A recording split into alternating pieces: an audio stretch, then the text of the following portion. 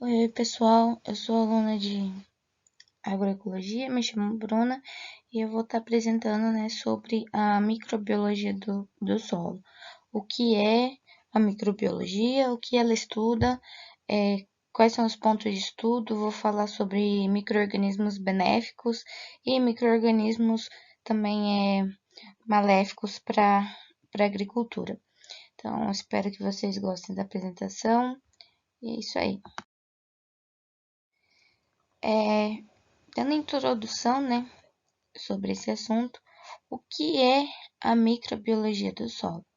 Basicamente, é o estudo dos organismos que vivem no solo, Nós sabemos que o solo tem vários micro-organismos e que ele é vivo, por causa desses micro-organismos. Qual o principal foco de estudo, seriam ali as atividades metabólicas, como a fixação biológica de nitrogênio, o fluxo de energia, a ciclagem de nutrientes, associados, à produtividade primária. Os principais organismos do solo, quais são? É representado pelas bactérias, fungos, arqueias, algas, protozoários, microfauna, nematóide. É que o micro-organismo é tudo aquilo que você praticamente não vê a olho nu, Então, assim, temos os nematóides, um exemplo, o nematóide das galhas, que é um nematóide que causa doenças, é um benéfico, bacilos, usado como inseticida, e assim por diante. Então, a gente vai estar falando um pouquinho assim de tudo e espero que vocês entendam e fique uma apresentação bem simples e clara. Bom, os micro-organismos do solo, em conjunto com a biota total, que não, quando a gente fala da biota, não é de um gênero de micro-organismo. Quando a gente fala da biota, é todos os micro-organismos em conjunto, como se fosse, por exemplo, toda a população de Campo Novo microscópica no chão, só que isso é em todos os solos. Nós temos diversos micro-organismos, então é muito uma grande diversidade.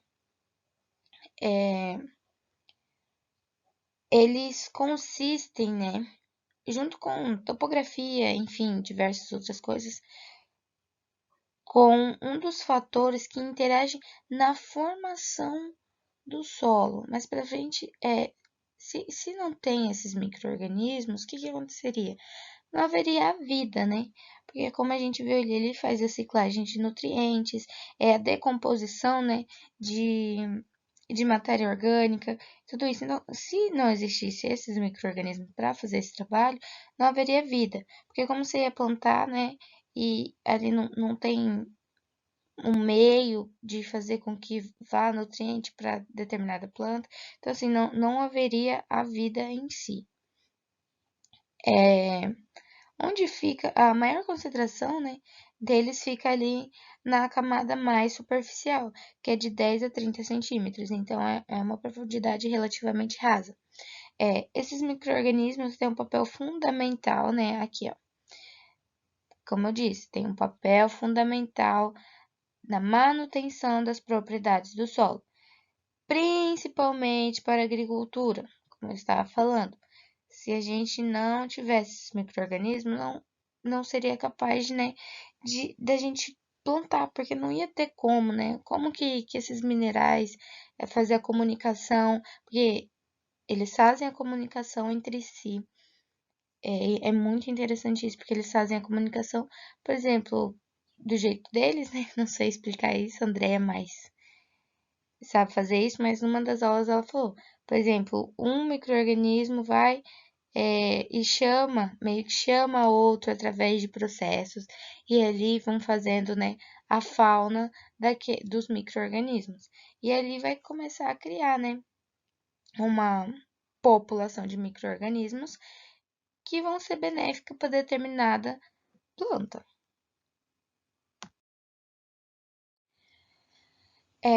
Junto com a fauna das raízes das plantas, né?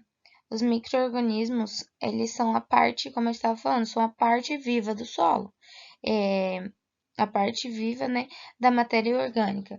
E eles também são muito utilizados, né? Podem e são utilizados como bioindicadores. É, porque eles estão ali intimamente ligados com o funcionamento do solo. Então, se é um solo mais empobrecido, vai haver determinados micro-organismos indicando isso, porque tem micro-organismos, cada micro-organismo tem, né, ali a sua condição, tanto climática, o tipo de solo e tudo mais. Então, a gente pode estar analisando, por exemplo, tem determinada bactéria. Essa bactéria só vive em condição assim, assim, assada. Então, assim, a gente vai conseguir saber qual a saúde do solo pelos micro-organismos que ali estão, como eu estava falando. Sem essa parte viva, que são os micro-organismos, o solo simplesmente seria uma mistura de areia, limo e argila. Não teria, né, como fazer o plantio, porque não teria como ter vida, como eu disse.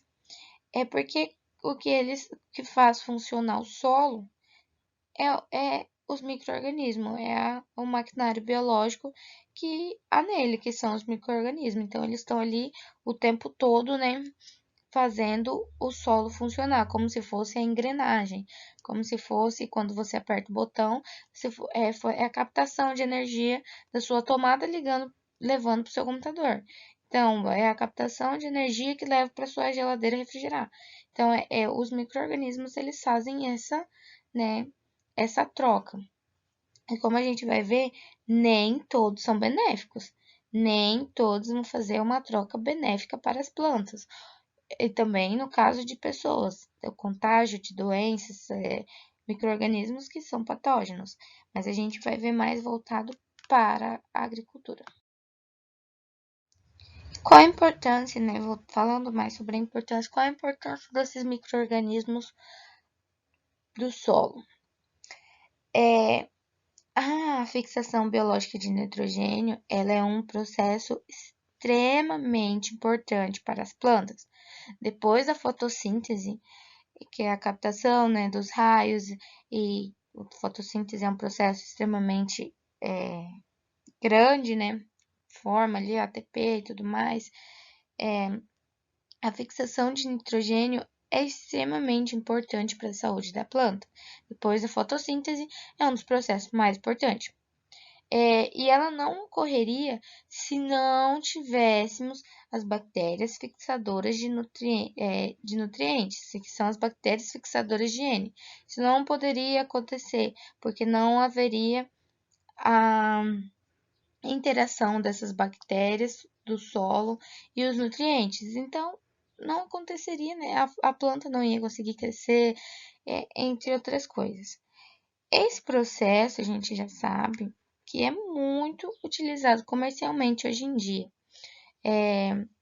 na agricultura através, né, das inoculações das, das bactérias que são fixadoras, usados principalmente em leguminosas e gramíneas, né?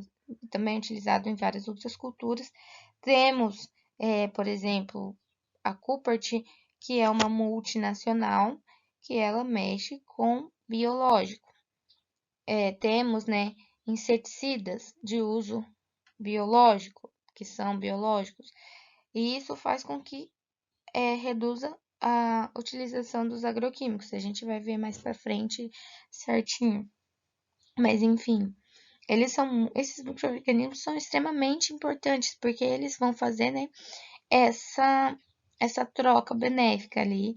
A gente vai ver bem certinho aqui no slide para frente. Desculpa, eu tô um pouquinho rouca, mas vamos continuando. Agora a pergunta é: qual a condição ideal para um solo fértil? Nós podemos utilizar, né, como base 3 itens para podermos ter uma boa microbiota no solo. Quais são? O primeiro decomposição da matéria orgânica. Se é um solo fértil, vai ter micro-organismos que vão fazer a decomposição da matéria orgânica.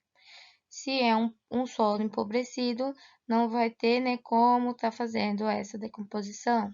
Ciclagem de nutrientes. Bruno, o que é ciclagem de nutrientes? Nada mais é do que a contínua transferência de substância entre o solo e a planta. Então, isso ocorre continuamente. Disponibilização de nutrientes. Com a ciclagem de nutrientes, né, vai ter aquela troca de nutrientes entre a planta e o solo, então sempre vai haver a disponibilização de nutrientes que as plantas precisam. Nitrogênio, ferro, todos os nutrientes que precisam para a planta, ali naquele solo terá. Esses 3 itens em equilíbrio vai gerar diferentes seres vivos em 1 hectare. Isso aí, né? Se a gente tem um solo enriquecido, então vamos ter ali diversos micro-organismos que vão estar trabalhando em conjunto, né, no solo para poder ser um solo fértil. Como a gente pode, né, até agora ver o que acontece. Se a gente cuida da microbiologia do solo, se a gente faz um bom manejo, se a gente não usa produtos que vai agredir o solo e, consequentemente, a microbiota do solo alimentará a planta. Como isso vai ocorrer? Vamos estar aprendendo. Esses processos acontecem na rizosfera. A rizosfera é onde está localizado a raiz, rizosfera, raiz. E ali é onde, né, na pontinha temos a plantinha embaixo da terra, a raiz embaixo da terra, e ali é onde vai ocorrer todos esses processos. E é onde a maior parte dos micro-organismos vão estar localizados. Esses micro-organismos, como eu disse, eles se comunicam entre si. E entre planta e ele tem aquela comunicação planta, micro-organismo, planta. Eles vão ser recrutados pela planta, até a plantinha ali fazendo a comunicação com o micro-organismo. E ali eles vão até a planta, depois da comunicação, né?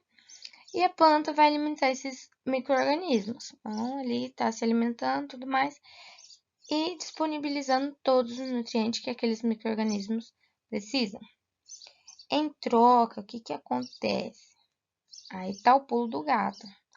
Esses micro-organismos vão fazer a solubilização, desculpa a palavra difícil, dos nutrientes que a planta está precisando e também a fixação de nutriente. Pode ocorrer de estar fazendo os dois ao mesmo tempo ou apenas um, a fixação ou a solubilização de nutrientes, e assim por diante. Vai depender do que a planta está necessitando. É muito engraçado, porque quando eu entrei eu não achei que era todo esse mundo, né? Quando eu entrei para a faculdade. Mas a gente pode observar que é um mundo completamente diferente e que cada micro-organismo vai reagir de uma forma. A gente está falando sobre, eu vou falar um pouquinho sobre um dos micronutrientes. A gente vai estar falando um pouquinho sobre o sódio. Ele é pouco usado, né, pelos micro-organismos no geral. Normalmente, onde ele vai ser utilizado? Pelos micro-organismos, pelas bactérias halófilas, fluorescentes, onde elas existem. São aquelas bactérias que normalmente estão localizadas em terras salinas, né? Então, não é todo o micro-organismo que vai estar fazendo a utilização do sódio. Normalmente, micro-organismos que são ali bactérias em terras salinas. Agora a gente vai falar, né, do macronutriente que é o magnésio. O magnésio, ele é utilizado por apenas 1% das bactérias presente em toda, né, microbiologia vegetal. Porém, ele é muito importante é um fator importante para a carboxilase. Então, ele vai estar ali auxiliando a carboxilase. Porém, entretanto, todavia, em concentrações muito altas, nós já sabemos disso, o magnésio ele pode ser extremamente tóxico para os micro-organismos, pode acabar matando aquela microbiota que tem ali, por causa devido, né, à mobilização dos coloides. O potássio, ele é um elemento extremamente importante e responsável pelo inchamento do plasma e pela pressão intracelular e ele é utilizado, né, por ser um catalisador. E ele é extremamente importante, né, para a sintetização de açúcar. Ele não pode ser substituído por outro elemento. E ele é deslocado no solo pelo cálcio e pelo magnésio. Então, como a gente viu, são pequenos, poucos que utilizam cálcio e magnésio, mas eles são responsáveis por transportar potássio. E é através dessa atividade microbiana que sempre vai haver a disponibilidade desse nutriente no solo, assim aumentando este nutriente no solo e aumentando assim consideravelmente, né? A gente está ali falando sobre a fertilidade, vai ser um solo mais fértil. Também temos o cloro, que é importante né, em sua ligação ao sódio, o manganês, que é um catalisador, pode substituir várias características do ferro no sistema de enzimas respiratórias, e o molibdênio e o boro são necessários para as bactérias simbiontes, que fixam o nitrogênio. Sim, é uma parte que é importante, mas nem tanto, porque não é esse o foco, mas quis trazer aqui como uma pequena curiosidade. Microbiologia na degradação de agroquímico. O que são os agroquímicos? Inseticidas, herbicidas e assim por diante. A degradação dessas moléculas de agroquímica pode ser, né, ela é definida como a transformação dessas moléculas em compostos não agrotóxicos.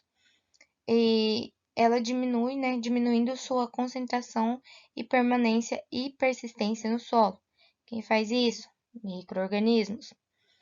Essa capacidade dos micro-organismos é o resultado das reações de catabolismo ou cometabolismo, utilizando o carbono, o nitrogênio e o fósforo, que estão presentes nessas moléculas dos agroquímicos, como a fonte que eles utilizam de nutrientes.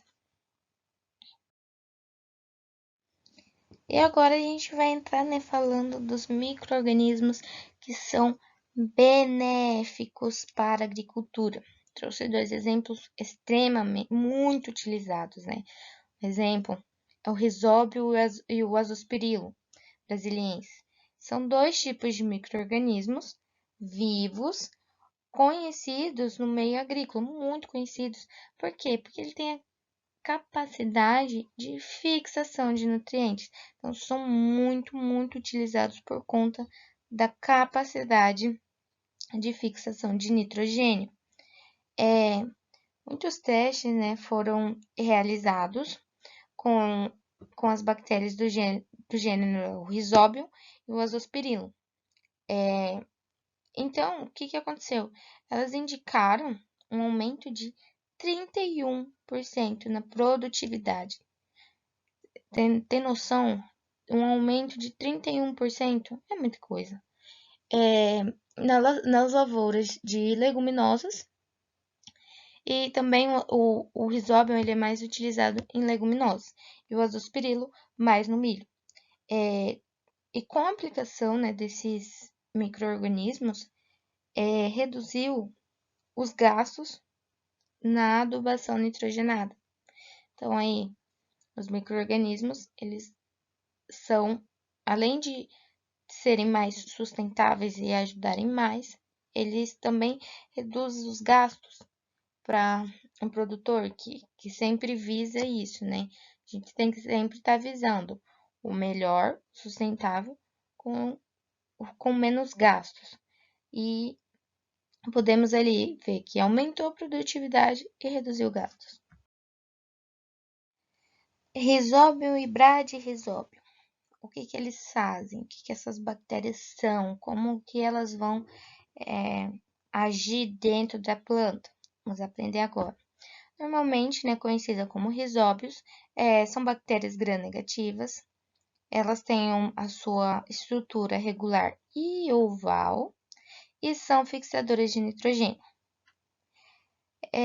Como eu expliquei antigamente, essas trocas, elas acontecem onde? Na rizosfera. Temos aqui uma fotinha da raiz de uma leguminosa. Sempre rhizóbio, sempre em leguminosas. Eles formam, né, esses nódulos, essas tumefações, como vocês podem estar vendo aqui, são essas bolinhas, estão vendo? São onde eles normalmente estão. E essas bactérias mantêm uma relação simbiótica, relação benéfica com as plantas leguminosas. E essas plantas, elas não podem viver sem essa fixação de nitrogênio. É um processo essencial para as plantas. Essencial. Então, o que acontece? Embaixo da terra, digamos que aqui, né, tá coberto a planta. Aqui embaixo, essas raízes estão embaixo da terra. Os micro-organismos vão vir na rizosfera, vão entrar, né, vão penetrar as raízes, vão criar esses nódulos aqui, vocês podem ver, como se fossem pequenos cistos, e ali vai acontecer as trocas. Elas vão fazer a melhor fixação de N, de nitrogênio, e a planta, consequentemente, vai oferecer nutrientes para esses micro-organismos. Então, é uma relação simbiótica. Como eu estava explicando, esse é um processo de nodulação. Ele vai iniciar quando acontece um reconhecimento, né, uma combinação adequada entre micro-organismo e planta, como diz aqui, por parte da bactéria e por parte da planta. E em seguida, a adesão da bactéria aos pelos radiculares e, consequentemente, a invasão desses micro-organismos na planta. Após essa invasão que ocorre ali nos pelos radiculares, vai ocorrer o deslocamento da bactéria para a raiz principal através do canal, né, de infecção, hilo. E como podemos ver, né, na foto, que vai criar aqueles nódulozinhos ali na raiz. Bom, e aqui eu trouxe uma ilustração, aqui tem a plantinha, as raízes embaixo da terra, né? Aí o primeiro passo vai ocorrer ligação do rizóbio ao pelo radicular, que é aqui na raiz. Depois, vai haver esse encurvamento do pelo radicular. Primeiramente, né, Primeiro, a planta e bactéria fez seu reconhecimento, viu que é uma relação simbiótica, uma relação boa, vai acontecer ligação do rizóbio ao pelo radicular. Segundo, o encurvamento, né, do pelo radicular. O que vai acontecer? O aprisionamento do rizóbio dentro do pelo. E é isso que vai estar formando, né, esses nódulozinhos. Aí vai acontecer o crescimento da infecção, que é ao longo ao longo do pelo, né, vai ocorrer a infecção. Os micro-organismos, né, essa bactéria, o rizóbio, vai indo pelos canais. Depois vai ocorrer aqui, ó, o nódulo através do alastramento das ramificações. Que aí aqui tem a fotinho que ele se alastrou e vai criando vários nódulos. E por último, né, a raiz com o nódulo infectado maduro, que contém ali a bactéria do rizóbio pronto para efetuar a fixação do azoto. Azoto antigamente é nitrogênio, tá, gente? Então, esse é o processo que ocorre dentro da planta, na raiz. Primeiro, reconhecimento, encurvamento, aprisionamento, crescimento da infecção, desenvolvimento do nódulo e, por último, aqui no F, figura F, a raiz com o nódulo maduro. E como eu disse, né, as bactérias, o que vai acontecer dentro da planta? A bactéria, ela utiliza parte dos fotossimilados, que esses fotossimilados, né, nós sabemos lá na fotossíntese como ocorre e tudo mais. Ela vai utilizar parte desses fotossimilados da planta hospedeira para gerar, né, ali promover a energia necessária para a fixação biológica de nitrogênio. Porque assim, se esse micro-organismo não tiver energia, ele não vai fazer fixação. Então, ele precisa pegar da planta fotossimilados e ali ele vai estar gerando energia. Lembra como eu expliquei? Quando você coloca seu computador na tomada, vai estar ali passando, né, toda a energia para o seu computador. Então, é uma ligação, né, que ocorre ali. Então, ela está gerando energia e essa energia está passando para a planta. A energia não, né? A energia gerada vai fazer com que haja fixação biológica de nitrogênio e, por outro lado, né, a planta que foi beneficiada por essa fixação vai haver, né, vai fazer a sua síntese de proteína.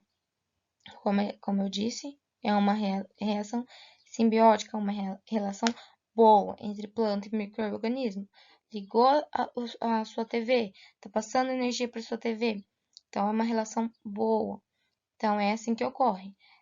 Esse micro-organismo se liga à planta, pega uma pequena parte, né, dos fotossimilados, faz ali a sua parte, que é a fixação de nitrogênio, e aí por diante a planta vai crescer mais, a raiz vai crescer mais, se alastrando mais. A raiz também vai conseguir captar mais nutrientes.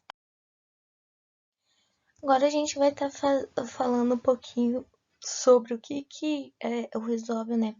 O que essa fixação biológica de nutriente permite. O que o rizóbio nas leguminosas, né, estamos falando do rizóbio, vai fornecer de benefício.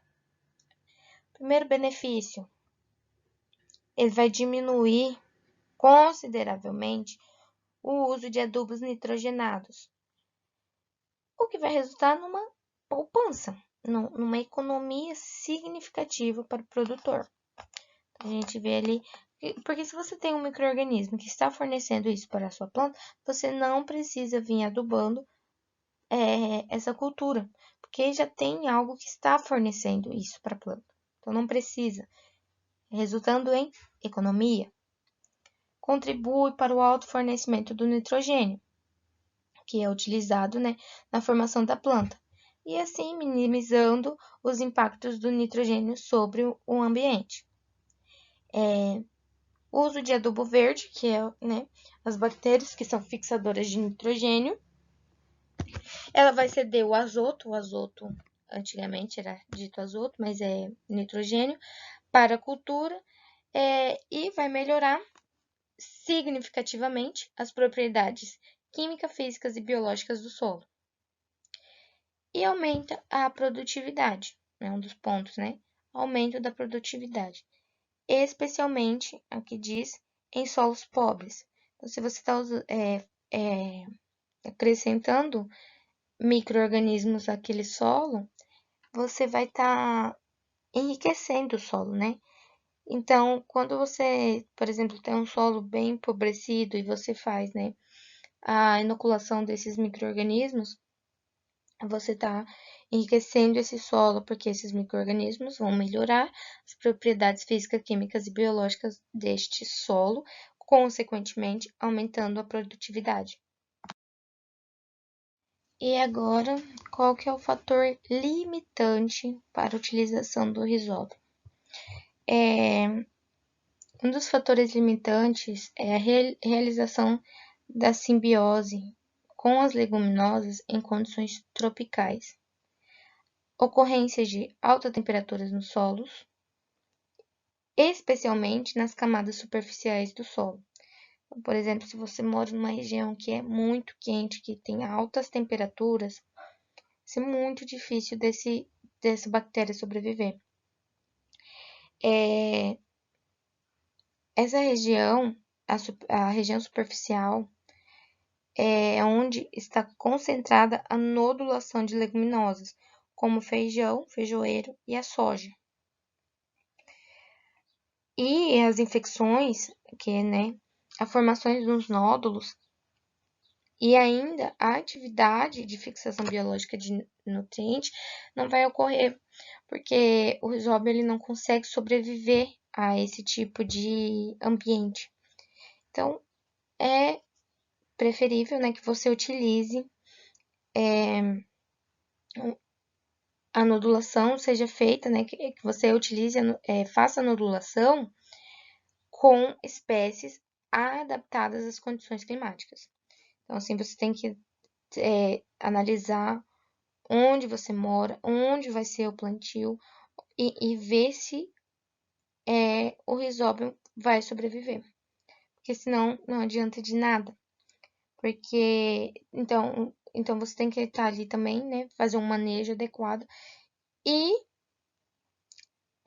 fazer a nodulação com espécies adaptadas às condições climáticas e que tenha afinidade com a cultura cultivada. Como eu falei, normalmente o risóbio ele é utilizado em leguminosas e o azospirilo normalmente em milho. Então, assim, tem que estar observando se o micro-organismo é compatível, tem afinidade com a cultura. E assim, na maioria dos casos, as bactérias fixadoras de azoto, do nitrogênio, são incapazes de crescer também abaixo dos 10 graus Celsius no solo, não é na superfície, no solo. Então, temos sempre que observar a condição climática do lugar para poder, utilizar o risóbio.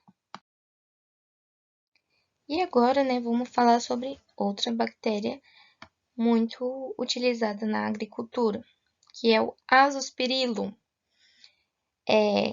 Também é uma bactéria que fixa nitrogênio, porém ela é mais utilizada em gramíneas, cana-de-açúcar, milho, então são gramíneas. Ela é uma bactéria promotora de crescimento de planta, PPCP. Quando você ouvir bactéria promotora de crescimento de planta, você vai lembrar ali se associar ao Azospirillum, uma bactéria de vida livre. Capacidade tem como, falamos sobre o risóbio, tem a capacidade de se associar com plantas. Também faz a fixação de nitrogênio e aí também tem outra coisa que ela faz, produção de hormônios. Lembra lá? Produção de hormônios, fisiologia vegetal e auxilia no desenvolvimento da planta, tanto raiz quanto parte arbustiva, folha, caule, faz muita diferença. A gente vai estar analisando aqui algumas raízes.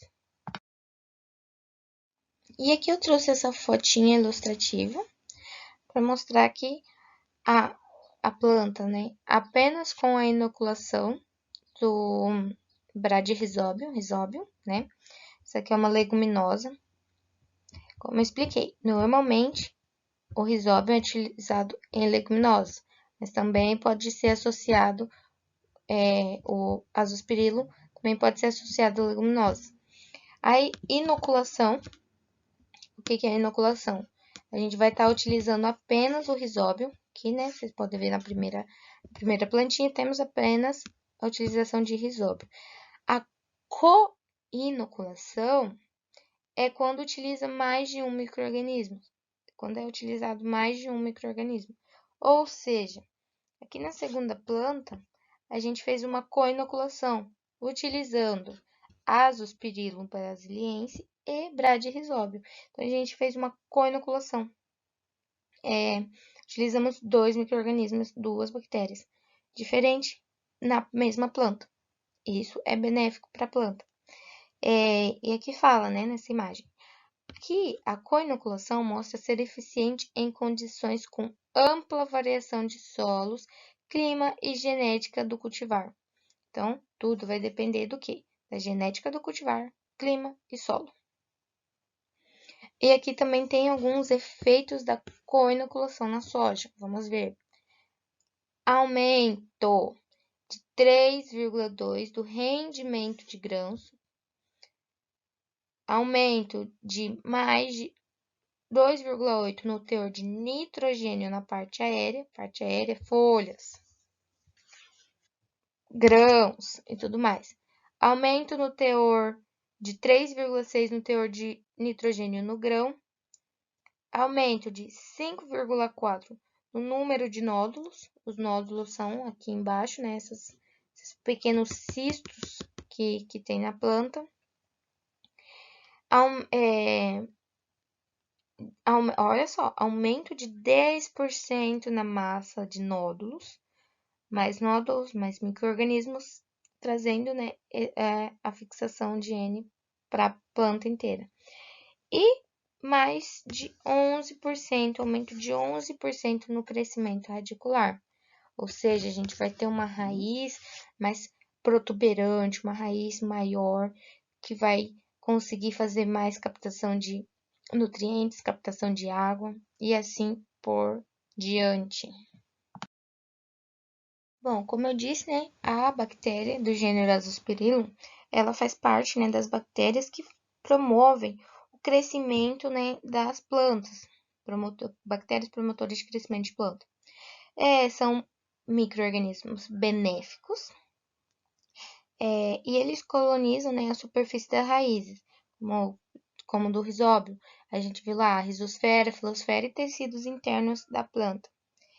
E assim, essas bactérias são capazes de estimular o crescimento da planta devido a esses fatores, que vamos falar sobre os benefícios. Fixação biológica de nutriente, aumento na atividade da redutase do nitrato, produção de hormônio, solubilização de fosfato e também atuarem, né, como agente de controle biológico. E também crescimento e desenvolvimento da planta, parte aérea e raiz, parte que fica, né, no solo. A gente vai estar falando um pouquinho do Azospirillum, né, na cultura do milho. Foi falado do risóbio nas leguminosas, agora do Azospirillum na cultura do milho. Também é utilizado na cultura de cana-de-açúcar, como eu disse, gramíneas. Utilizado em culturas de gramíneas. Vamos lá. O uso de inoculantes, como o Azospirillum no milho, visa reduzir, né, a necessidade de adubação nitrogenada, mesmo caso do risóbio, e também melhorar a produtividade do grão. Só que isso também vai depender do cultivar, primeiro ponto, das condições e do manejo, das condições climáticas e do manejo que é utilizado nesse local. Eu vou estar explicando melhor. A associação das bactérias com raízes de gramíneas inclui muitos benefícios. Esses benefícios ocorrem devido a um maior desenvolvimento das raízes e acabam, né, aumentando a absorção de água e minerais. E também, através da produção de hormônios, lembra lá que eu falei que o azospirilo também auxilia na produção de hormônios vegetais. E através dessa produção de hormônios vegetais, ocorre um estímulo do sistema radicular. Assim, a gente vai ter maior volume, comprimento e massa e superfície de raiz. Então, a raiz ela vai se expandir mais. E as plantas, né, conseguem explorar, né, que com a raiz é como se fossem nossos dedinhos, né? Quando a gente é criança, a gente pega em tudo, porque é dessa forma que a gente vai estar explorando. Então, as plantas são da mesma forma. Ela vai estar, né, explorando através das raízes o solo e absorvendo melhor nutrientes. E agora a gente vai falar um pouquinho, né, dos benefícios. Aumento relativo da massa seca, acúmulo de nutrientes, aumento de produtividade, estímulo do crescimento da planta, síntese de hormônios, como dos hormônios ácido indolacético, ou AIA, giberelinas, muito conhecidos lá em fisiologia, que a gente estuda bem, e citocinas.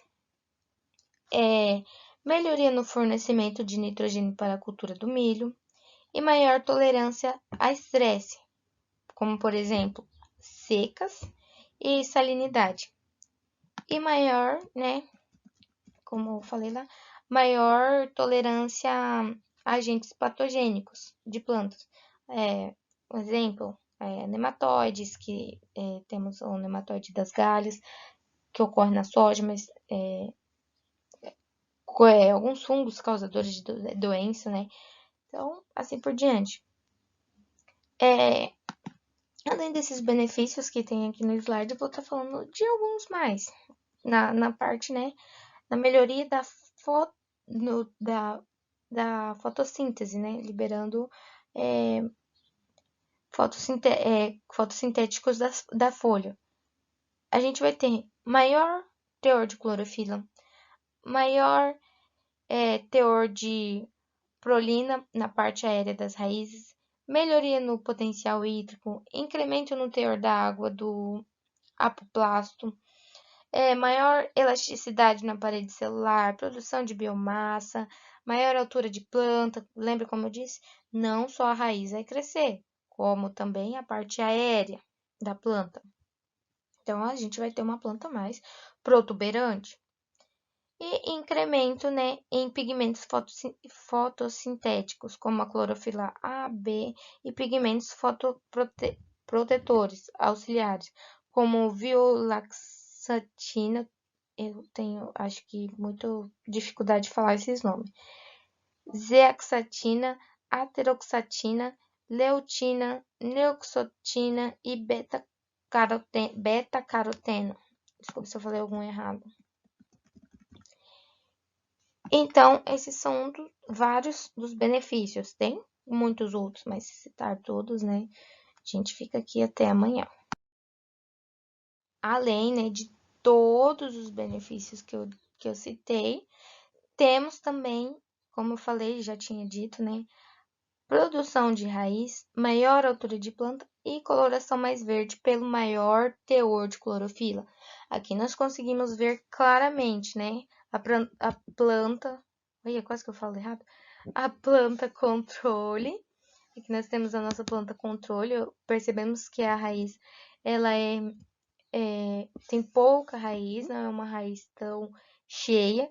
E aqui nós temos o inoculado, ó, como a gente pode estar analisando como é uma raiz mais cheia, né? Uma raiz maior. E também temos ali a fotinha, né? Da altura de planta, que a gente pode ver o tamanho, né? A diferença da planta controle para planta com inoculado, com azospirilo. É uma diferença grotesca, né? Nós podemos ver os benefícios deste micro-organismo para a cultura do milho. Nós também temos fatores, né, limitantes para a utilização do azospirilo, que é o pH, umidade, temperatura e disponibilidade de fontes de carbono. Temperatura também afeta, né? Como eu disse, cada micro-organismo tem o seu tipo de ambiente preferível que gosta de estar. Então, a gente tem que estar sempre atento a isso, né? Observar o tipo de ambiente e aí sim a gente faz a inoculação e a utilização. Mas sempre é bom, é preferível que faça um manejo adequado. E agora eu vou estar falando, né, a importância dos micro-organismos para a agricultura. Bom, atualmente nós sabemos, como eu citei do exemplo do Rhizobia, do azospirilo, os micro-organismos são muito utilizados na agricultura, quanto no solo, quanto em defensivos biológicos. O que é o defensivo biológico? Coloquei um exemplo aqui, bacilos. Bacilos é muito utilizado no controle de insetos, né? Nós temos ali lepidópteros, coleópteros são insetos, então a gente utiliza, né, o bacilos para o controle. E a utilização, né, desses defensivos agrícolas tem mudado grotescamente, né, de uma forma muito positiva e boa o cenário da agricultura brasileira e mundial, que vem consideravelmente, isso reduz consideravelmente a utilização de agroquímicos. Então, a gente, com a utilização dos micro-organismos na lavoura, a gente diminui a utilização dos agroquímicos. Com isso, a gente pode observar a preservação da microbiota do solo, porque dependendo do que você aplica ali, você pode estar matando a microbiota de tal solo. Se você não fizer um manejo, se for uma pessoa que não está muito se importando com isso, pode acabar exterminando, né? Pode acabar matando grande parte da microbiota que tem naquele solo. Então, assim, a gente preserva a microbiota e diminui consideravelmente os impactos ambientais. Ou seja, cada vez mais o nosso mercado tende a isso. Como eu falei, sempre temos ali, nós agrônomos, somos responsáveis por resolver problemas. E um dos problemas ultimamente é a preservação. Então, tem andado lado a lado, agricultura e preservação. Então, eu creio que daqui mais um tempo a gente passe, né, utilizar muito mais biológico no controle de pragas e para fertilização, inoculação e tudo mais, do que os agroquímicos. Então, assim, vai ser um passo muito importante, foi dado um passo muito importante.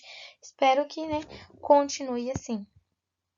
Claro que temos muito agricultores que são mais cabeça dura, acham que não vão funcionar, mas com o tempo, né, e com estudos, nós vamos mostrar que vai ser diferente. Agora, o que é da questão, né? Bruna, todos os micro-organismos são benéficos? Nananina, não. Nem todos. Muitos são causadores de doenças, tanto para humanos quanto para as plantas. Tem algumas aqui. Podridão da raiz, causada pelo fungo Macroponia. Murcha difusário, causado pelo fungo difusário. Requeima, causado... Eu sou péssima em nomes, assim, então, perdão pelos nomes que com certeza vou falar errado. Requeima, causada pelo fungo Phytophthora infestans. Outra doença, aqui ó, outro micro-organismo diferente, causado por nematóide. Lesões radiculares, causando injúrias, né? Causado pelo nematóide do gênero Pratylencos. Nematóide de galhas, que é causado pelo nematóide do gênero Meloidogine.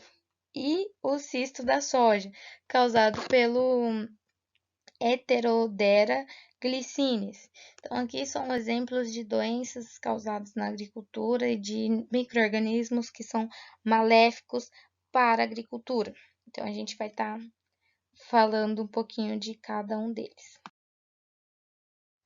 Bom, aqui, né, trouxe doenças para a gente estar analisando. Eu trouxe aqui a primeira, podridão da raiz.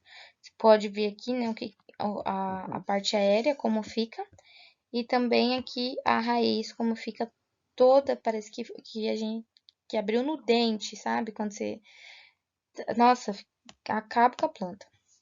Essa doença ela é causada pelo fungo do gênero Macrofomina passeolina. É um fungo necrotrófico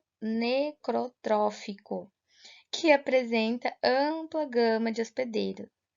Ele é responsável por muitas percas econômicas. E ele pode se hospedar em 500 espécies de plantas diferentes e que pertencem a 75 famílias botânicas, ou seja, muitas e muitas e muitas plantas ele pode se hospedar e acabar com a planta. Perdão se eu falar alguma coisa errada, porque eu tenho bastante dificuldade para falar nome científico e algumas palavras, né? É um patógeno que vive no solo e é capaz de infectar plantas de soja. É um dos exemplos, né, das 500 espécies que ele pode infectar. A soja é uma delas. Trouxe aqui. Olha como fica a parte aérea da soja. Tá vendo? Toda feia, toda amarelada, marrom. Olha, acabada. Pode infectar a soja em vários estádios de crescimento. É um fungo de difícil controle porque ele produz microescleródios no solo, que é a fonte primária do inóculo. Olha aí. Quais condições, né, vai favorecer o aparecimento dessa doença, desse fungo? Altas temperaturas no solo e baixo potencial hídrico é o cenário perfeito para a aparição dele. Então, é bom ficar sempre aí de olho, porque é o cenário perfeito. E o aparecimento, né, dessa doença muitas vezes ocorre logo com a germinação. E é difícil o controle, porque ele faz a germinação do croescleródio e a produção de massa de hifas. E sendo que essas crescem em direção às raízes do hospedeiro. Então, na raiz da soja é onde ele vai estar crescendo. Colonizam essas raízes logo assim nas primeiras semanas. Enquanto ainda é plântula, já tem aparecimento dessa doença. Ou seja, ele aparece em qualquer estágio do crescimento. O que essa doença causa? A doença provoca redução no estande das plantas no campo, baixa qualidade de semente, além de induzir a maturação precoce e, consequentemente, a morte da planta. E nos tecidos infectados, o fungo produz microesclerócito em grande quantidade, os quais consiste na principal fonte de inóculos desse patógeno, ou seja, ele infecta a planta e acabou. É como ele vai causar a maturação precoce da planta, a planta morre. Então, assim, é um fungo de difícil controle. Então, é muito importante que a gente sempre esteja atento aos primeiros sinais. Bom, agora eu vou estar falando de uma bem conhecida, que é murcha de Fusarium. Acho que muitos já ouviram falar, né, da Fusarium. Como eu disse, é causada pelo fungo Fusarium oxysporum. É um fungo fitopatogênico, extremamente conhecido devido à sua importância econômica. Ele apresenta ampla distribuição por acometer inúmeros hospedeiros também.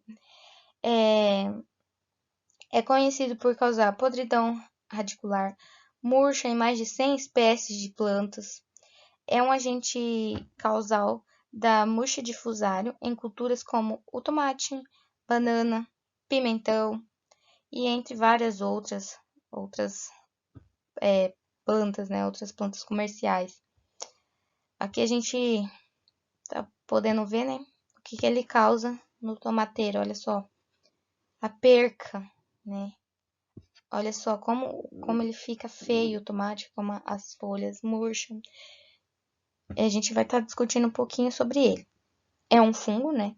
Que persiste no solo por meio de clamidósporos, que é uma estruturazinha de resistência e permanece viável por muitas e muitas estações, o que dificulta muito o seu manejo, porque às vezes ali você acha que controlou, mas tá ali no solo e daqui a pouco aparece de novo. O desenvolvimento é favorecido por temperaturas do solo e do ar em torno dos 28 graus. Então, assim, é uma temperatura elevada no solo. Dessa forma, com condições ambientais favoráveis, o fungo germina e ocorre a sua penetração nas raízes da planta. Digamos aqui no tomate, como eu trouxe como exemplo. Entrando no sistema vascular, e ele utiliza os vasos do xilema para colonizar, né, o hospedeiro, ele coloniza o hospedeiro pelos vasos de xilema, promove o entupimento dos vasos com micelo ou esporos, né, onde ele tem que reproduzir, então ele vai socar os micelos dentro do xilema. Causa o entupimento, quando esse entupimento ocorre, também causa descoloração vascular e foliar, baixa estrutura das plantas, fica uma planta ali pequena. As folhas mais velhas, elas ficam bem amarelas, como podemos ver aqui, ó, que tá bem amarelada, e murcha e frequentemente levando, né, à morte das plantas, dessas plantas. Por exemplo, você pode perder ali muito, é um fungo que causa percas enormes, então por isso que ele é bem conhecido. Que eu trouxe exemplo, né, do tomate, que vocês podem estar observando a perca tanto de fruto como de planta. Assim, também temos que ficar bem atentos a este fungo. Bom, agora a gente vai estar falando assim um pouquinho da requeima causada pelo fungo Phytophthora infestans, desculpa, não sei falar. É um fungo muito conhecido, associado à requeima da batata, muito reconhecido, né, por essa doença. Não afeta apenas as folhagens, mas também os frutos, no caso da batata, também os tubérculos. E é um patógeno extremamente agressivo, porque quando ele se instala na planta, ele pode acarretar a morte dessas plantas em questão de horas. É um fungo extremamente agressivo, causando, né, percas devastadoras para os produtores. Esse fungo é considerado uma ameaça na segurança alimentar, porque ele causa percas econômicas de 6 bilhões de dólares anualmente. Então, é muita perca. Ele também acomete culturas como os citros. Ele reduz em torno de 30% da produção. Ataca desde o viveiro, causando tombamento, podridão radicular. E nos campos, causando também a podridão do caule, podridão radicular e até mesmo a podridão dos frutos, interferindo na pós-colheita. Então, aqui eu trouxe o exemplo, o tomate, o tomateiro, né? Você pode ver aqui que a folha parece que foi riscado um fósforo que jogou fogo mesmo. E o fruto, olha só como ele tá. Parece que alguém passou um maçarico em cima desse fruto. E também ele também ataca lavouras de soja, causando podridão de semente, tombamento, ele é pré e pós-emergente, podridão do caule e raízes. Um dos sintomas mais característicos é a descoloração do caule e do fruto nesse tom marrom. Eles murcham e acabam morrendo. O patógeno se reproduz rapidamente, ele é favorecido principalmente por uma umidade alta e temperatura amena, além de sua disseminação ser facilitada na presença da precipitação de chuvas. Então, e as mudas também, quando são infectadas, tornam-se essa cor marrom e acabam morrendo. Então, é um fungo bem agressivo. Você pode perder lavouras em questão de horas e horas, né? Então, é um fungo muito, muito agressivo. E você pode ver aqui, né, que ele tem esse sintoma. O caule fica marrom e a folha mesmo parece que foi queimada. Então, é um dos sintomas dessa doença. A gente tem que estar bem ligadinho, né, a este patógeno, a essa doença. Agora a gente vai falar um pouquinho, né, de outros micro-organismos. A gente falou de fungos, agora a gente vai estar falando de nematóides. Esse é o nematóide das lesões radiculares. Os nematóides de lesões radiculares do gênero Pratylencos pertencem, né? Eles são endoparasitas e migratórios. Os nematóides das lesões radiculares são classificados como o terceiro grupo mais importante de nematóide parasitas de planta. E em termos de perca econômicas, na agricultura e na horticultura, eles são quase campeões, né? Então, é um nematóide extremamente perigoso para nossa agricultura. E, em alguns casos, a perda e rendimento pode ser de até 85% na produção. Várias espécies de pratilencos, como a penetrans, Bacillus e Coffeae, apresentam ampla distribuição geográfica e pode parasitar uma ampla gama de hospedeiros, de plantas hospedeiras, ou seja, pode ter em qualquer lugar e pode penetrar qualquer planta praticamente. No entanto, o diagnóstico é um pouquinho complicado do nematóide, porque devido ao número de baixas características diagnósticas e alta variabilidade na intraespecífica, por exemplo, não tem uma coisa específica, entendeu? Cada planta vai reagir de uma forma. Por exemplo, nos citros, os sintomas da doença são a forma das folhas e os frutos serem menores do que em plantas sadias. Um exemplo, em outra planta vai ser expresso de outra forma. Seguidos de despalpeamento gradual da planta, a clorose e o enrolamento das folhas e a morte de raízes e apodrecimento de radicelas, resultando na interação dos nematóides com os fungos, bactérias e outros micro-organismos da rizosfera. Eles concorrem, né, com esses micro-organismos que são benéficos e acarretam a morte deles. Bom, as condições de temperatura e as precipitações pluviométricas são fatores ambientais que regulam a população.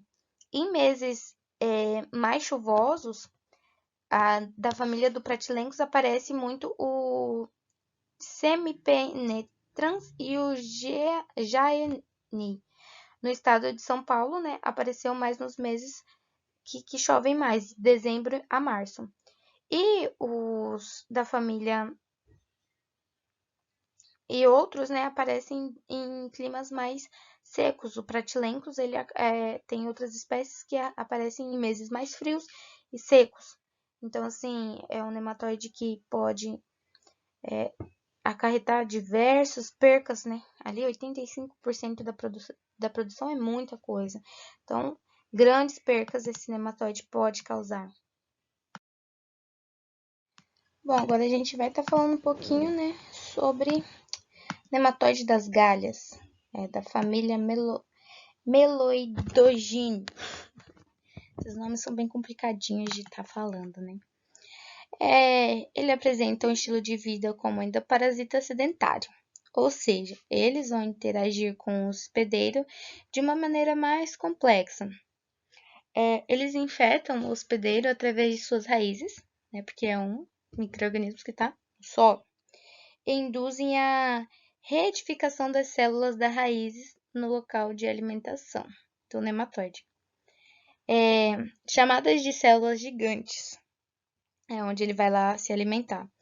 Uma vez dentro das raízes, os nematóides extraem importantes nutrientes como água, íons e lipídios, necessários para, né, a vida da planta. E ele vai estar extraindo para ele, causando graves danos às culturas hospedeiras, pois bloqueia ou dificulta o fluxo de água e nutrientes.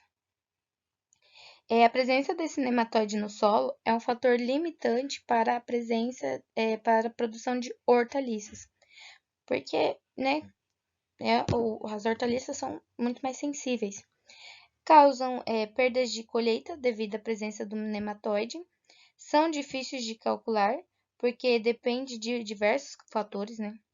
Como o tamanho, a adequação das populações de nematóide. No início da safra, as condições ambientais são propícias, né, para o aparecimento. Enxertia em porta-enxertos, tolerantes, resistentes e tudo mais. Tem que saber, né, se a planta é tolerante ou não. A sobrevivência, né, desse nematóide pode ser favorecida pela presença de plantas hospedeiras na área. Não são todas as plantas, mas ele pode se hospedar, se tiver uma planta que ele pode se hospedar, né? Vai proliferar. Temperaturas amenas e umidade do solo.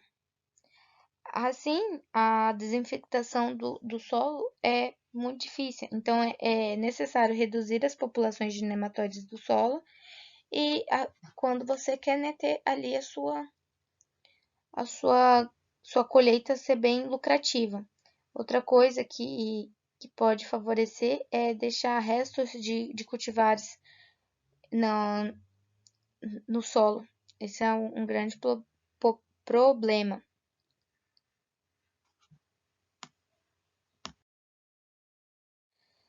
E por último, mais uma doença, né, causada por micro-organismo é o nematóide do cisto da soja, Heterodera glycinis.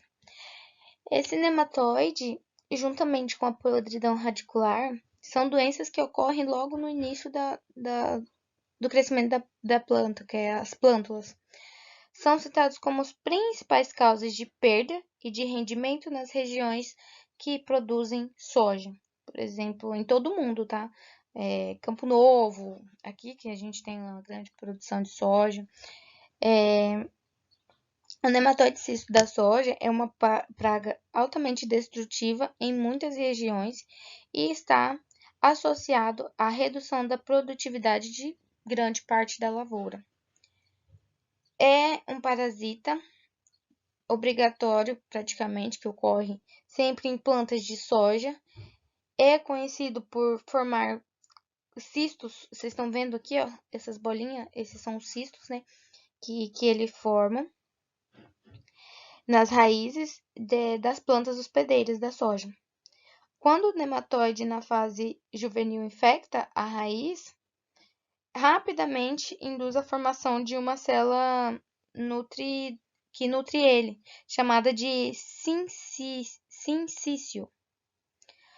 O nematóide utiliza dessa célula para alimentação, como eu disse, e fornecendo os nutrientes necessários para o seu desenvolvimento até a sua fase adulta.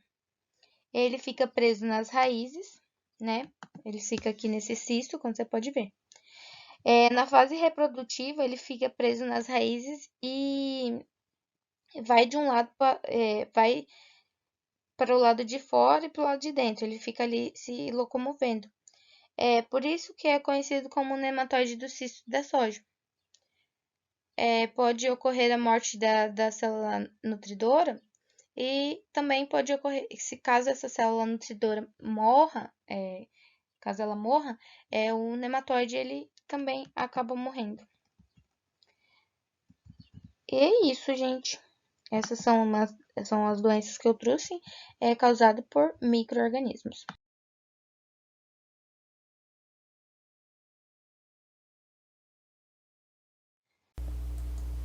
Olá pessoal, vamos dar origem a mais uma aula de microbiologia do solo, hoje dando continuidade à parte sobre o histórico. Meu nome é Nilton Moreno Sanches, eu sou professor da UFV Campus Florestal.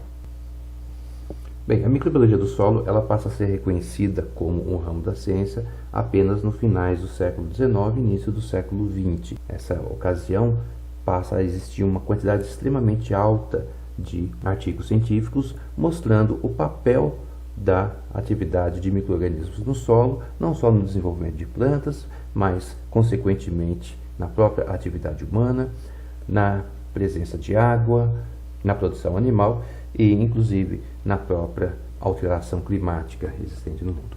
Um evento bastante importante para a consolidação da microbiologia do solo foi a descoberta da fixação biológica de nitrogênio. Essa descoberta ela foi feita por dois pesquisadores, Hal Higel e Will Farr, onde eles conseguiram demonstrar que os nódulos presentes nas leguminosas eram responsáveis pela fixação do nitrogênio atmosférico para o nitrogênio orgânico que era utilizado como fonte de nutrição para as plantas. Apesar deles mostrarem que existe essa fixação biológica de nitrogênio, apenas alguns anos depois é que um pesquisador holandês, Martinus Beijerinck, ele conseguiu comprovar que a fixação biológica de nitrogênio ela é realizada por bactérias. E ele conseguiu mostrar isso em função do desenvolvimento de uma cultura de enriquecimento que ele mesmo promoveu. Então ele conseguia, a partir de uma quantidade bastante pequena de micro-organismos, enriquecer essa cultura, fornecendo nutrientes específicos para aqueles micro-organismos, e aí você tinha a possibilidade de isolar, de poder enxergar esses micro-organismos. A partir dessa técnica, que ele conseguiu isolar as bactérias presentes nos nódulos de leguminosas, e essas bactérias, originalmente, ele nomeou de Bacillus radicicula. Posteriormente, e até hoje, o nome atual é Rhizobium leguminossarum. Mas Martinus Beijerinck, ele foi responsável também por uma série de outras descobertas. Então, por exemplo, ele foi pioneiro nos estudos da ecologia microbiana do solo, mostrando a interação entre diferentes comunidades de micro-organismos, e a associação abiótica desses micro-organismos com o solo. Ele foi a primeira pessoa a isolar os agentes de fixação não simbiótica do nitrogênio atmosférico, então mostrando que essa fixação de nitrogênio ela não estava presente apenas nos nódulos das raízes, mas também por bactérias que não viviam em simbiose. Ele explicou como que ocorre a ciclagem de enxofre do solo. Foi responsável também por mostrar o papel de micro-organismos em outros ciclos biogeoquímicos, então os ciclos de elementos essenciais. E ele foi quem comprovou a ubiquidade dos micro-organismos. O que é essa ubiquidade? É a presença de micro-organismos em praticamente todos os ambientes. Uma outra contribuição extremamente grande de Martinus Beijerinck foi que ele descobriu que a doença do mosaico do tabaco, então a doença que causa o mosaico nas folhas de tabaco, era causada por um vírus, então ao qual ele nomeou de vírus do mosaico do tabaco. Foi o primeiro isolamento de um vírus. Em função disso, Martinus Beijerinck é considerado o pai da virologia. Na mesma época de Martinus Beijerinck, nós temos um outro pesquisador, esse o pesquisador russo, Sergei Vinogradsky, que viveu entre 1856 e 1953, e o Sergei Vinogradsky, ele foi responsável por uma série de descobertas relacionadas à microbiologia do solo. Só colocando algumas aqui, ele foi responsável, por exemplo, por mostrar o processo assimbiótico da nitrificação, onde você tinha a amônia sendo convertida em nitrato, independente da presença de bactérias simbióticas. Ele também demonstrou que micro-organismos presentes no solo são responsáveis por um processo chamado de litotrofia ou quimioautotrofia. Foi ele também que mostrou que a oxidação do enxofre em sulfato ela ocorre no ambiente no solo, e ele aprimorou técnicas de BioLink para permitir um isolamento mais acentuado de micro-organismos presentes no solo. Dessa forma, ele permitiu o estudo de diferentes comunidades de micro-organismos e ele deu, de certa forma, a origem ao estudo da ciência da ecologia microbiana. Sergei Vinogradsky também descobriu uma série de outras ações de micro-organismos no solo e, em função de todo o seu papel, ele é considerado hoje como sendo o pai da microbiologia do solo. Indo um pouco mais adiante, nós temos que no século XX, Edward Bruckner, um bioquímico, viveu entre 1860 e 1917, ele conseguiu comprovar a presença de metabolismo celular e principalmente de enzimas livres oxidantes presentes no solo. Então, que o solo ele é responsável, ele possui uma quantidade grande de enzimas ativas. E boa parte dessas enzimas, elas estão associadas a raízes. Então, nessa região aqui próximo às raízes, é onde a gente teria essa atividade enzimática. Então, Eduardo Bruckner, ele fincou um marco inicial na existência de processos bioquímicos no solo. Pelos trabalhos que ele desenvolveu, em 1907 ele ganhou o Prêmio Nobel de Química. Posteriormente, a gente tem Lawrence Hiltner, que foi quem demonstrou que o local onde existem essas atividades enzimáticas, eles estão na chamada rizosfera, que foi o termo que ele utilizou para descrever a interface da raiz com o solo. Então, aqui nós temos um esqueminha mostrando o que seria essa rizosfera. Então, aqui essa parte do solo, aqui a parte da raiz. Então, essa interface, que é uma interface de atividade metabólica, de atividade microbiana extremamente intensa, é denominada de rizosfera. Ela é dividida em 3 regiões: a ectorrizosfera, endorrizosfera e o rizoplano. Nós estudaremos isso um pouco mais adiante. No século XX também a gente tem a consolidação da utilização dos antibióticos e a gente deve muito disso a Alexander Fleming. Ele foi quem descobriu a produção de penicilina através do fungo Penicillium notatum. Então, penicilina é um antibiótico pertencente ao grupo dos beta-lactâmicos que atua na parede celular de bactérias e ele é produzido por esse fungo. Posteriormente, uma série de outros antibióticos foram descobertos, principalmente a partir de micro-organismos isolados do solo. Streptomicina, por exemplo, que é isolado de Streptomyces, foi isolado a partir da microbiota do solo. E o solo é ainda hoje a principal fonte de diversidade microbiana, aonde nós fazemos o screen para a pesquisa de novos antibióticos. A descoberta de Alexander Fleming levou ele a ganhar o Prêmio Nobel de Medicina em 1945. Bem, ainda dentro do século XX, a gente tem aqui no Brasil, por volta da década de 1920, a criação do primeiro laboratório de microbiologia agrícola no Instituto Agronômico de Campinas. Então, era dentro do laboratório de microbiologia agrícola que eram realizadas as análises de microbiologia do solo. Então, a microbiologia do solo ela passa a ser uma ciência autônoma, uma ciência com grandes publicações nessa área. Inclusive, a edição dos primeiros livros de microbiologia do solo datam dessa época. Um pouco mais adiante, por volta de 1940, a gente tem a Revolução Verde. Então, essa Revolução Verde aqui no Brasil, ela se dá em função do aumento bastante alto da produção agrícola, e esse aumento ele ocorreu por causa das técnicas de fertilização, que melhoraram bastante, também pela utilização de agroquímicos para combater diferentes pragas e também pela utilização de maquinários que puderam ampliar a utilização da terra, o manejo do solo.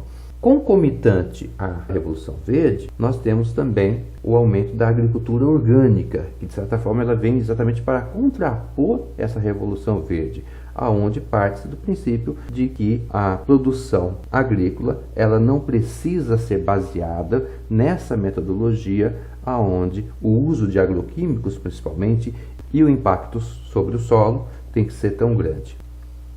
Por volta de 1970, a gente tem o advento da tecnologia de DNA recombinante, aonde passa-se a ser possível a manipulação de genes, e aí a gente tem a capacidade de criar os primeiros organismos transgênicos, que também vem causar uma revolução bastante grande na agricultura, não só no Brasil, mas no mundo todo. Ainda no século XX, aqui no Brasil, a gente tem a descoberta de uma série de bactérias envolvidas com a fixação associativa do nitrogênio. Uma pessoa se sobressai dentro desse cenário, que é a pesquisadora Johanna Dobereiner, uma pesquisadora naturalizada brasileira, e eu gostaria de passar um pequeno vídeo para a gente conhecer um pouco mais a respeito dessa história dessa grande mulher.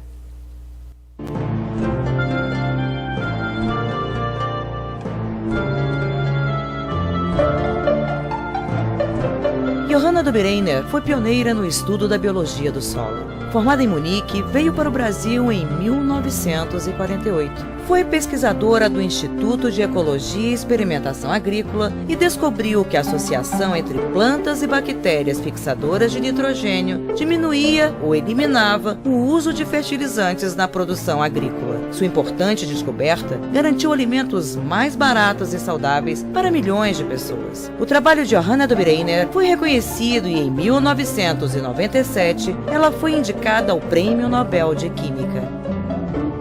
Considero que o maior desafio da humanidade é vencer a fome.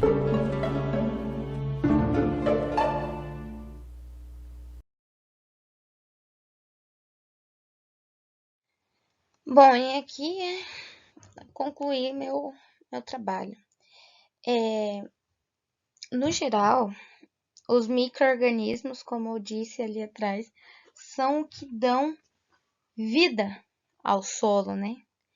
Porque é eles que vão realizar a decomposição da matéria orgânica e vão transformar essa matéria orgânica em compostos inorgânicos que poderão ser utilizados pelas plantas, consequentemente. Nós nos alimentamos, né, dessas plantas e fazemos alimentos que vêm dessas plantas.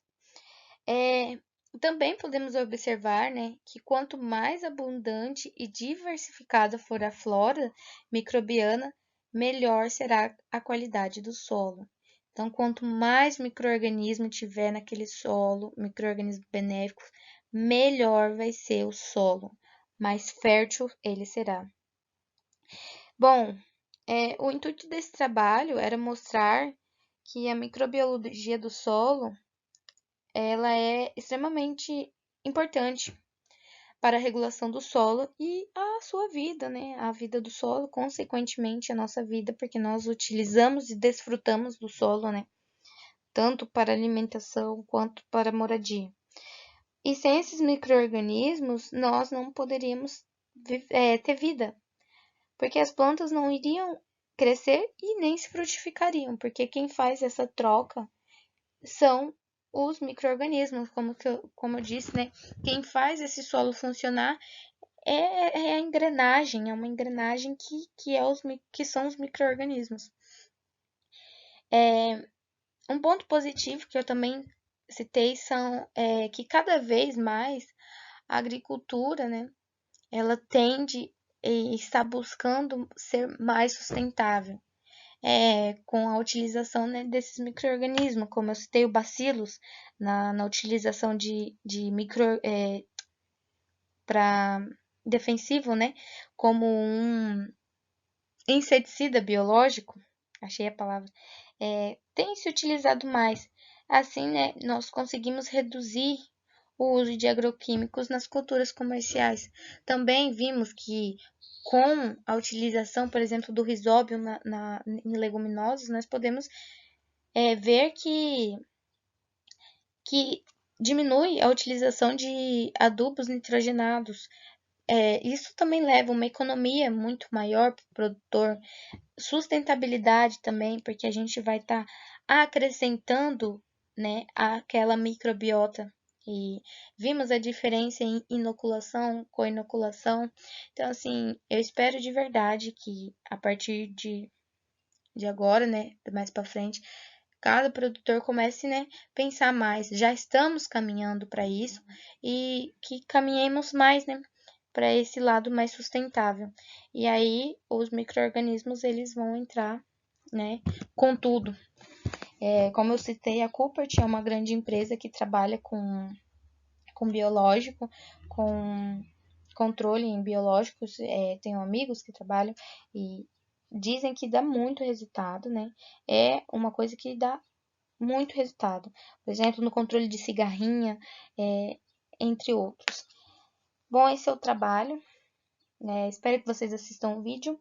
E este foi o meu trabalho. Espero que vocês tenham entendido e tenha ficado tudo claro para todos. Obrigada.